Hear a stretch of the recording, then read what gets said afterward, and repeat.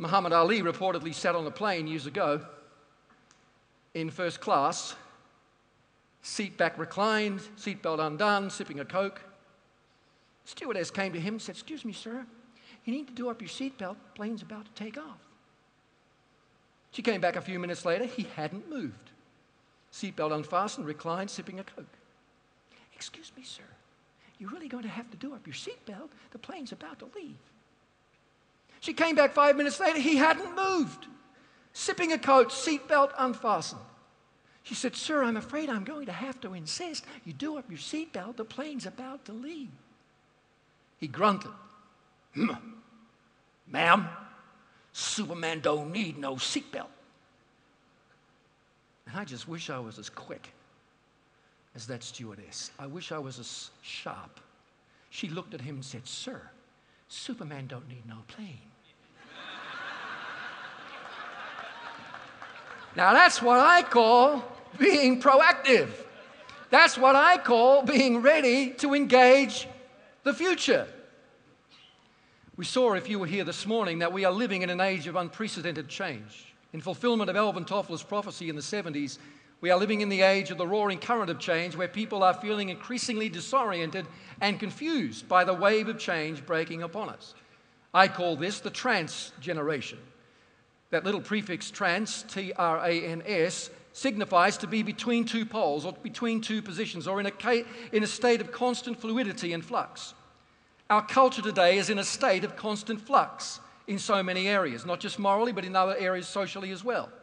It's an age of impermanence. We saw today that some of those changes are driven by natural causes, ecological factors. Some of it is driven by changing attitudes to morality and social behavior and social responsibility. But we also saw that a lot of it is driven by changes in technology.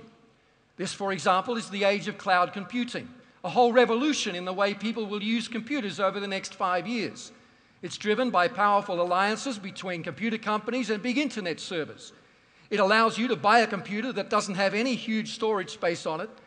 It doesn't need huge storage space because all of your data and software will be stored online. Already they're selling scaled-down versions of these. We call them netbooks, but there's much more to come. We will be able to carry around tiny little units with just a small keyboard that access the internet anywhere in the world. You don't have to store your data. It's all stored for you, and your software is all online. This is leading to micro-branding. You know, in our culture today, celebrity is becoming more and more prevalent. There are more celebrities at more different levels of celebrity. And the culture of celebrity, where you are not just promoting a product, but you become the product, is coming into mainstream culture. People now are trying to brand themselves online to create a virtual presence for the virtual world. This is leading to avatarism. How many of you have ever played one of those Wii games? When you play a Wii game, you are playing using an avatar. That personalized graphic representation of you on the screen is an avatar. But that's primitive technology. The technology that's emerging now allows us to build avatars that you can actually have a conversation with in real time as if they are human. Through the miracle of biometric screening, the character is able to screen your facial expressions, judge your emotions as you speak, and respond to you almost as if you are talking to a human being. If you don't believe me, go to Google, type in the words milo-project, M-I-L-O, and you will discover just how marvelous a difference Milo makes. It's an age of incredible technological development. It's an age where, because of technology, our language is changing quickly. Last week, the Collins International Dictionary added 294 words to its latest edition, most of them words driven by technology. For example, the word Twitter is now in the Collins International Dictionary. There are certain words that should not normally go together in the English language, like health food and McDonald's, or country and music. Two words that until recently we didn't put together in one sentence were virtual reality. Either a thing was virtual or it is real. Today, people are willing to accept, because of technological change, that a thing can be virtually real. So change is affecting every area of our lives, and this is producing feelings of great disquiet in entire communities. Now, I know that technically Australia is not in recession.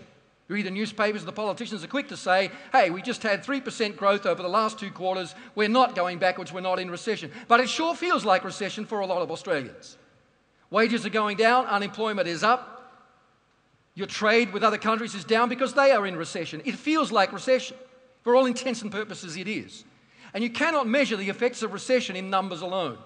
Statistics, remember, are just people's stories with the tears wiped away. Recession is measured in terms of human emotion, in terms of especially feelings of confidence. I was speaking to a group of corporate executives in Whitehall, London recently. These people fly in from all over the world, as far away as China. They have multi-million-dollar deals going across their desks every day. But the speaker who was on before me was one of Britain's leading economists. And he said there will be no investment-led recovery, at least in Britain, because feelings of confidence have evaporated. I was pleased about that because my session to follow was called Creating a Culture of Confidence. But it's true. In recession, it's the currency of confidence that has been most devalued. And the most urgent question for you, whether you're in business, whether you're in politics, whether you're in education, whether you're in social work and charity, whether you are a church leader here tonight, is not how successful I want my business to be. It is not how big do I want my church to be. It is this: what kind of city do I want to live in 10 years from now?